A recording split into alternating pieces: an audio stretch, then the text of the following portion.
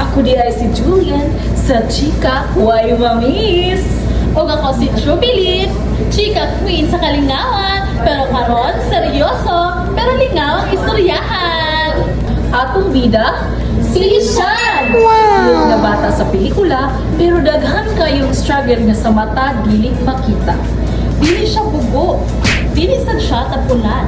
Apan, naa siya'y learning disabilities na maoy atong pagahisgutan. Unsa din ang learning disability? Learning disabilities? Hala, mura grabe paminahon. Pero ang tinuod, layo ra sa imong giuna nga huna-hunaon. Sama ni Ishan, lisod siya makabasa tungod sa dyslexia. Ang letra daw nagsayaw-sayaw sa tasa. Iyang dog, nahimong good. Tapos, ang iyang bib, nahimong gig. Iyang mata galantaw, pero iyang utok, nag-jigsaw puzzle gig. Unya, nasa siya'y dysgraphia. Kung magsulat, alaoy, may letters nga gagilid, apoy letters nga galiko. Iyang numbers, murag alien. Tapos iyang fractions, murag horror scene. Pero dili ibig sabihin nga wala siya'y dreams jubilee. Ay! Special siya! Dili siya kulang!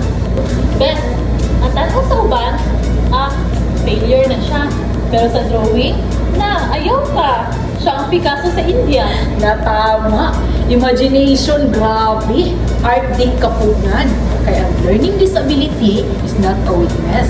Klaro, nakalamangan. Best, salamat kay Sir Nico. Tungkol kay Sir Nico, na-discover iyang mga potentials. Maong para sa ako, Aday, ang struggle, dili dyan makita sa grado. Mauna, ang bata na pareha ni Ishan, dili jud dapat i-down. Erase! Suporta og sabot. Maunay real ace. Tama. Maong kamo kung naamoy kaila nga lisod mo basa, ayaw pasabi, kundi tabangi.